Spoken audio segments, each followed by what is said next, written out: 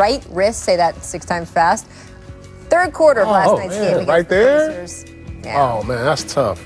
I feel bad for Nurk, man. He's dealing with injuries pretty much his whole career. Dang, man. Portland, I was just excited to see them fully loaded, and he was starting to come back because he's such a big part of making those other guys better. Yeah. You know, he's their Jokic. Yes. And to not have him, you know, that's a tough blow. Tough blow. I mean, obviously they're used to adapting without him in the lineup now, but again, yeah, it's a competitive Western Conference too, guys, and obviously whatever time he misses, that's ground that you've lost. Last games this year, too? There Man, you go. that's tough. Time for our League Pass game of the weekend. Magic versus Nets on Saturday at 6 Eastern. Yes, James Harden expected to make his Brooklyn debut.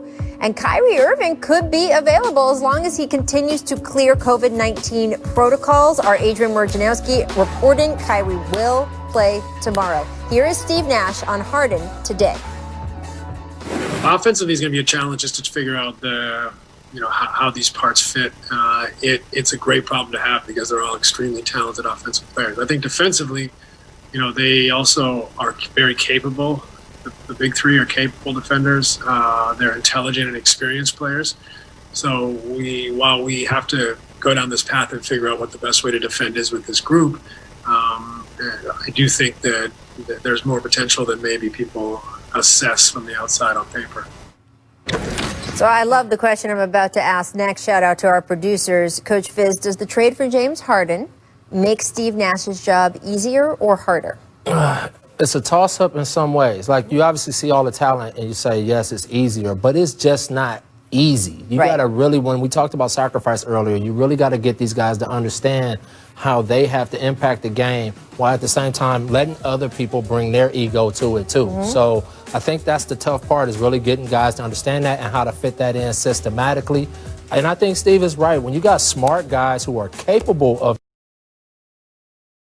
defending systematically, if you put them in the right places, they should be able to defend, especially when you got 2 champions and a couple MVPs in that group. So again, the sacrifices that need to be made will be the most important thing. But I think it's a toss-up between if his job is harder or easier. What do you think, I Paul? believe that Steve Nash has the toughest job in America right now. Because for one, you have to earn the respect of your star players. Coming into this, Kyrie didn't respect Steve Nash. He came out and said, look, we don't need him to coach. He's pretty much the face of the sideline. And he took back those words. 2, you got to put in a system to where you can make all these guys happy. 3, you got to manage egos. 4, there's expectations. When you get these capital players, you have expectations. It's championship or bust. No coach has ever been put in this situation of recent memory with this task at hand in your first job as a head coach ever. Right.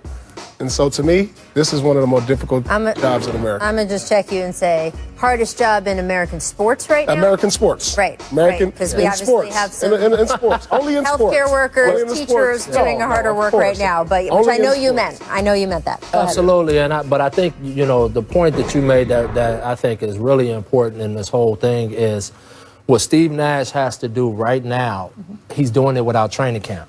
You said that during the break, and I thought that was a critical point. He doesn't have a camp to get these guys all clicking and rolling. They're in the middle of the season. And I don't know, Paul, you asked me this question during the break, have we ever seen an MVP traded in season?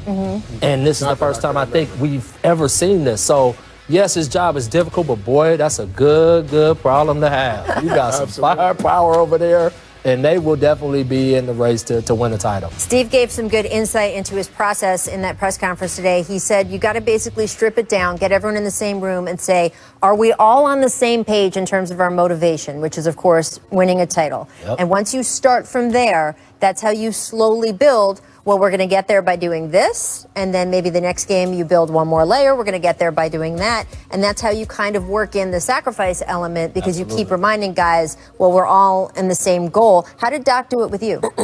I mean, it was easy. We were all in almost in the twilight of our career. We just want to win at that point. Right.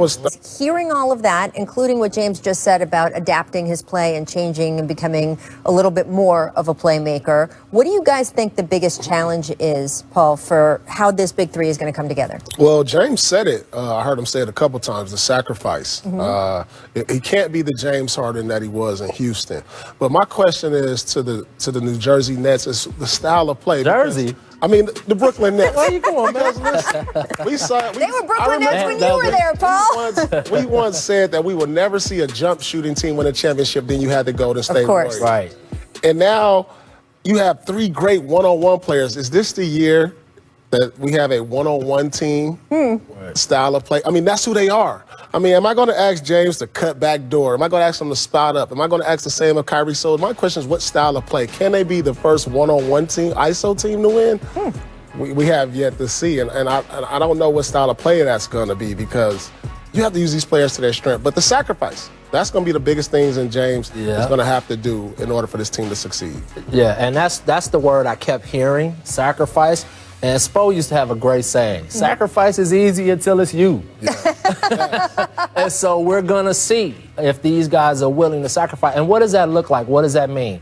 That means that time of possession with the ball as an individual. You got to make decisions quicker now because you got two other stars sitting on the weak side. So you got to make those decisions quicker.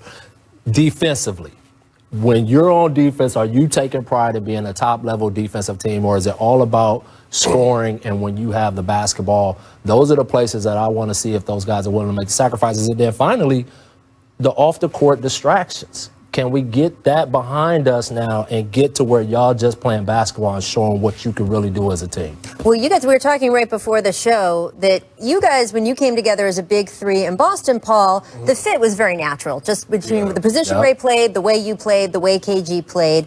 You were saying before the show the fit in Miami was not as just slot.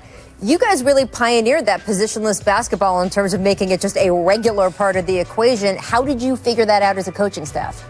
Pain, losing to Dallas, really suffering and having to go through that because Dwayne and LeBron were so dynamic with the similar type of basketball game where they needed that ball in their hands a lot. And ultimately, it did come down to us adapting as a coaching staff, but also when we talk about sacrifice.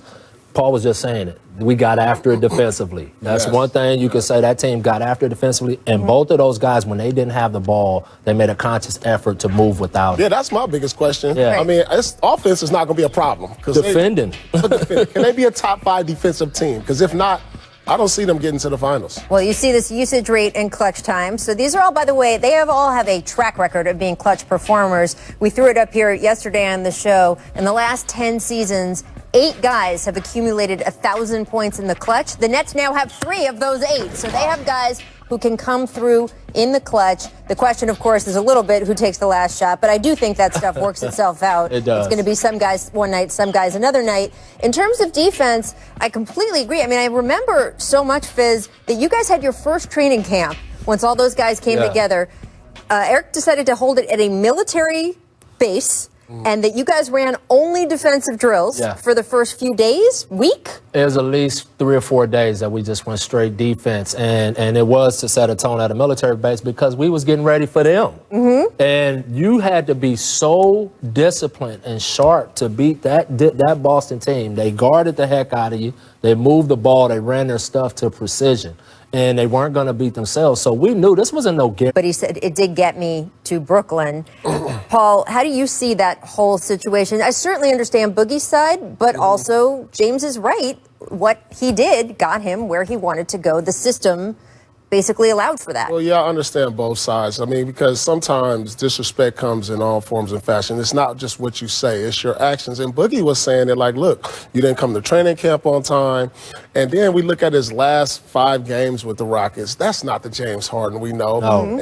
And so in saying that, it was his actions that garnered the disrespect. But on the other side, what James Harden was saying, he was like, you heard him say, I gave him everything. Yep. Right. I gave him everything. And apparently his everything wasn't good enough to bring a championship to Houston. And that's all you can ask for from a player. So I understand his frustration as a veteran in this league, as an all-time player. He's made all the money, shoe contract. He's done everything you could do in the game of basketball. Now he just wants to win a championship, and it got frustrating for him. Coach Steve Nash was asked about this also this morning, and I'm just read off my laptop here for y'all. He said, I think James carried that team for many years. He said, gave them everything he had. So since he asked for a trade, he said, I think that this is Steve Nash. He said, I think this was a very small sample size since he asked for the trade. And he said, it's fairly irrelevant if you're discussing James's overall character or whether he's going to be a problem or not. I have to think you'd agree with that, right? I totally agree, and I think James Harden now really he sees the trophy, and so you're going to get the best of James Harden right now. I really do believe that, and I think, you know, when you get into these tussles, you know, these squabbles, it's always going to be a little messy. But let's be real about it. At the end of the day, everybody won. Yep. Houston got a heck of a deal with the players they got, the picks that they got, the exceptions, all of that good stuff. And Brooklyn got a hell of a all-time player, like he talked about on both sides. In any situation, do we expect a relationship breakup to be smooth all the time? I can't remember one. I can't remember one. You know, that's just the way it is. It happens, but it is certainly unusual.